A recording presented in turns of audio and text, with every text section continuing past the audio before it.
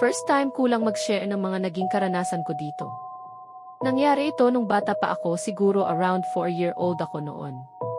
Gabi noon at nagbabalak kami maglayas ng mama ko dahil nag-away sila ng stepfather ko at sabi ng mama ko hintayin kulang siya sa may pintuan namin kasi may mga kukunin lang siya sa kwarto namin. Hindi pa naman sobrang gabi noon, siguro nasa mga alas 7 something, mga ganun, so ako naupo lang dun sa labas ng pinto ng bahay namin at nakatingin lang sa labas. Konting background lang po sa labas ng bahay namin. Paglabas kasi ng pinto ng bahay namin, makikita mo yung harap na mala garden style at may mga halaman at nyugan at sa gilid sa kanan may isa pa na patay at dun sa tabi ng sapa na yun may nakatayong bahay pero kalahati lang siya, wala pang bubong kumbaga. Kalahati lang talaga, hanggang bewang lang ng tao kung susukatin kasi hindi siya natapos gawin, di ko alam kung bakit. At doon din kami naglalaro ng mga pinsan ko paghapon.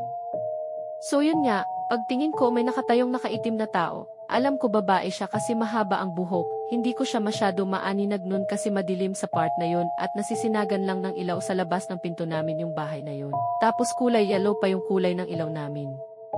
Nandun lang siya nakatayo paharap sa pinto ng bahay namin. Di ko alam gagawin ko nun kasi syempre, bata pa ako at di ko pa alam ibig sabihin ng multo. Tapos tinawag ko si mama, sabi ko, "Mama, may tao po dun sa bahay oh." Babae. So si mama napapunta din sa akin, pagtingin niya wala na yung nakaitim. Sabi niya, "Sinong tao ba?" "Wala naman, tara na at aalis na tayo." So ako binaliwala ko na lang yun at di na pinansin pa.